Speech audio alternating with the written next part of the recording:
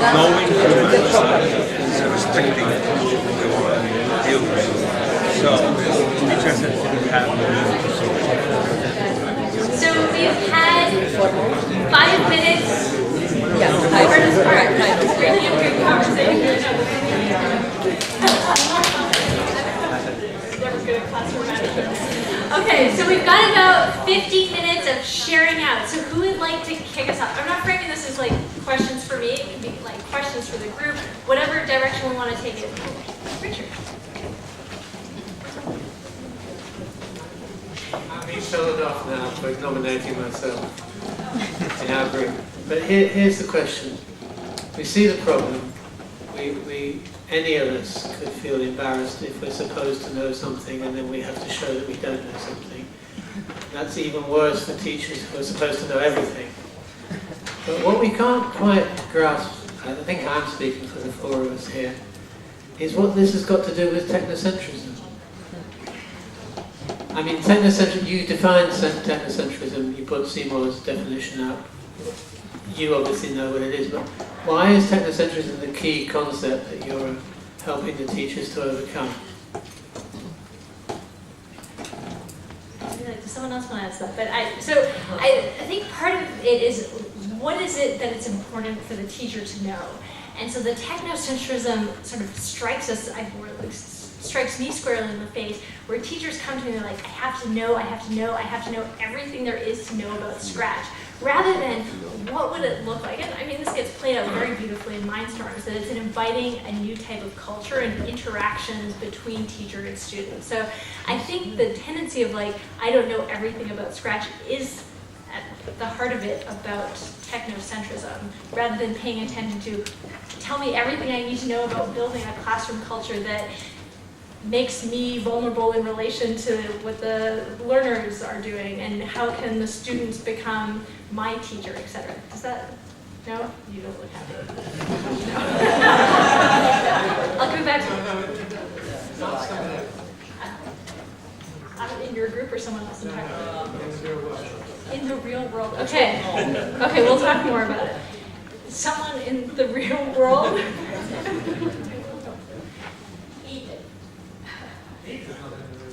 I don't think we have problems with making teachers enthusiastic about this type of culture. And we've been doing this forever, since 1979 in Bulgaria. What we find problematical is when teachers themselves are evaluated by inspectors from the Ministry of Education, who tell them, it's very nice that your kids can do this. It's very nice that you can say, I don't know. But I want you to have covered this material in this particular moment from the curriculum. That is the real problem. I agree. I don't think it's the only problem. Yeah. One. Yeah. I've been the worst participant because I prepared for the next session. But I still have an idea about technocentrism. I think that in our practices at the Hennigan School, what I call a technocentric approach is if you, for example, manage to build or interact with a Mindstorm or curve that just follows a line. To me, the technocentric person will laugh at me as a psychologist when I say, this is all good and fine, but there are very different ways in which you can stage this. So if I have actually the sensor on myself, and this thing, or it follows light, for my example, right? If I have the light in my hand, the creature will follow me as if I pulled it, but I don't have a cord, so it likes me for a child. If I put a light in the environment, the creature is going to follow it and sort of enter in this hesitation waltz. And if I wire my light on the shoulder of the creature and I glue it on forever, it's going to turn in a circle forever. To me, the technocentric person will tell me when I enjoy that the children use this in all these manufacturers, will tell me, but it's all the same. It's just following a light. because in the experience itself, it makes a hell of a lot of sense. Who is the agent? Who is programming what for whom? And who is gaining from the kind of mutual sort of influence that you can create by programming, actually, by programming. So it's an example that it captures very well some of the discussions that one can have between these two views. One is more experiential and the other one is more technical. Other comments? Yes. Oh, sorry.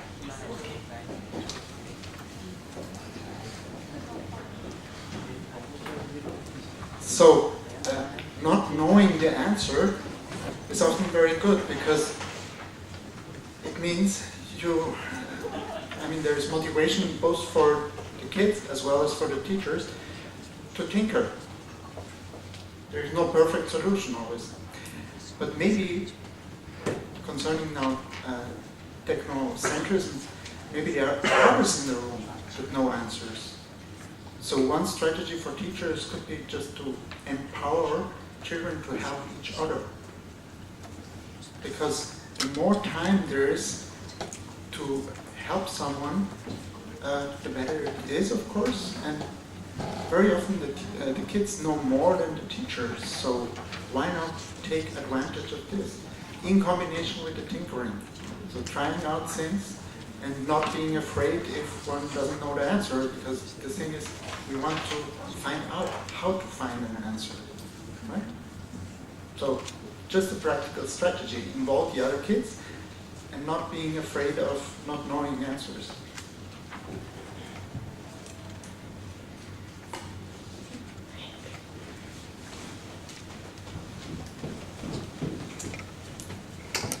Thanks. So the first thing that came into my mind talking about technocentrism, so I'm interested in computer science education and programming education. And I'm right now working with a series of high school computer science teachers. And just the nature of computer science and programming languages, it's very wrapped up in the trendy language, the cool, exciting environment. And one of the neat things that's happening with the teachers I'm working with is different teachers have their different favorite programming environments and their favorite programming tools, but they're all on the same team and they share materials, they share lesson plans, they share tests. So one potential way out of this technocentrism problem is providing environments. There's enough tools where teachers can use the tools they're most comfortable with, but not all teachers need to use the same, so that materials that highlight the concepts and the important things to learn are shared, but the tools themselves and the way that they're taught aren't necessarily bound to those concepts themselves. And so we have different teachers using different tools, but the same assessments and the same activities. So one thing we talked about is, so I can see what that looks like in a computer science class, but what might that look like in a science class or a math classroom? Are there enough tools out there that that's possible?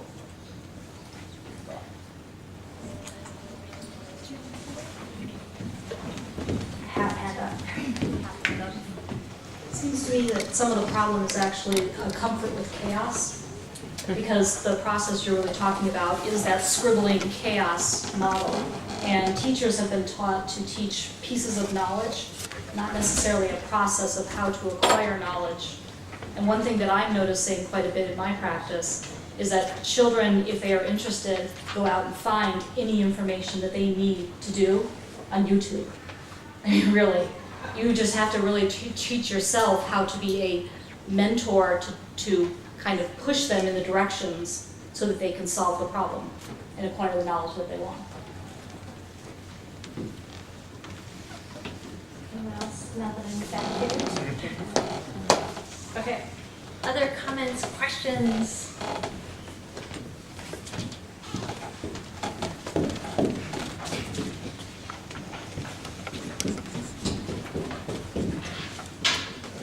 Hi, I'm from Thailand. This is another side of technocentrism. So I'm the kind of guy who has the technical background.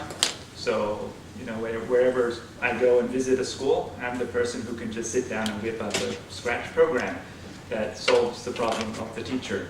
So I would be the bad guy who would sort of reinforce the technocentrism point of view, that it's good to know and to have the technical skill.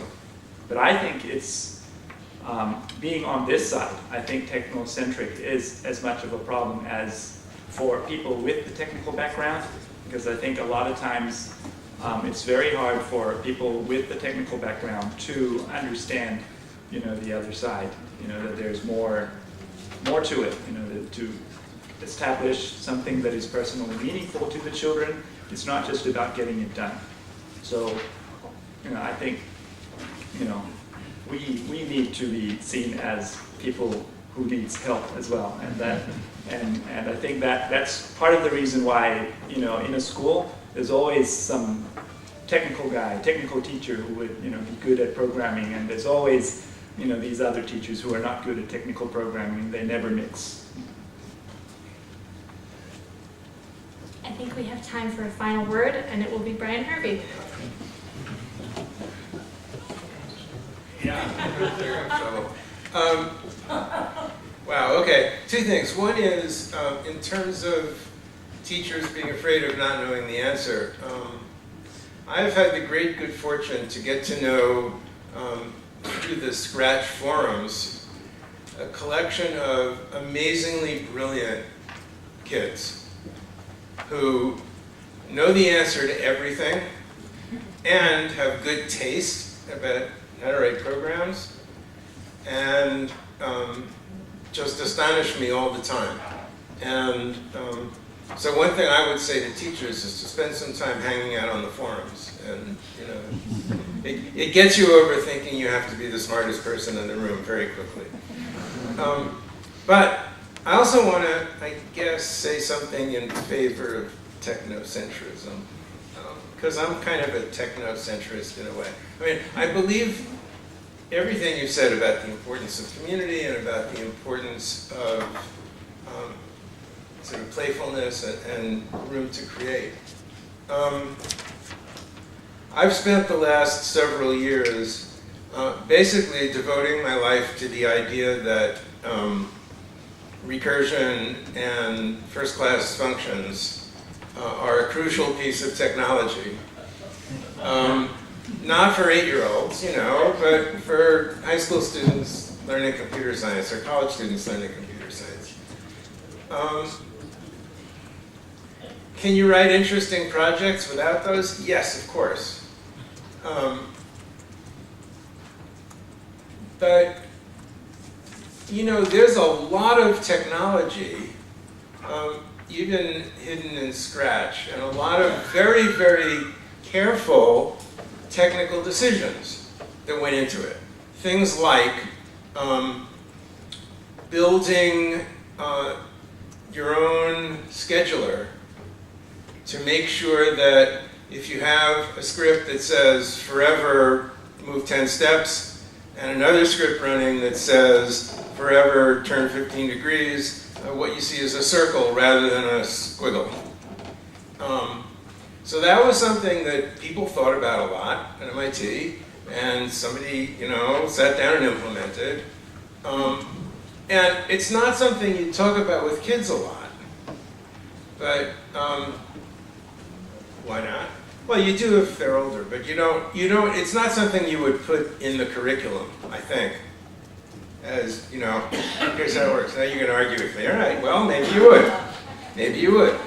But it's there whether you talk about it or not. And it matters that it's there. And, there's a dozen other examples that I know about, and probably 5 dozen more that I don't happen to know about in Scratch. So, so when we're working with teachers and kids, it's not the technology that we want to be talking about. But I wouldn't want to sell the technology short either. If you had your learning community in Python, it would not be the same community at all. Thank you so much. Thank you, thank you, thank you. And with that, we will transition to the panel. Does that work? Yeah, okay.